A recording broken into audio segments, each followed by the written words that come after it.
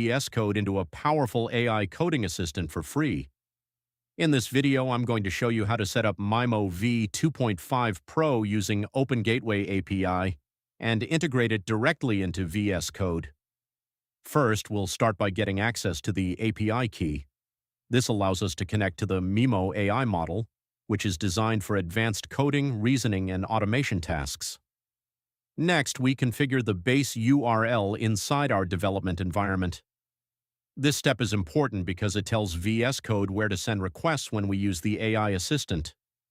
Once everything is set up, you'll have a fully working AI coding system inside VS Code. You can ask it to generate code, debug errors, explain functions, or even build entire applications. The power of this setup is that it saves time and boosts productivity for developers of all levels. Whether you're a beginner learning to code or an advanced programmer, this tool can help you work faster and smarter. By the end of this video, your VS Code will feel like a next-generation AI-powered IDE.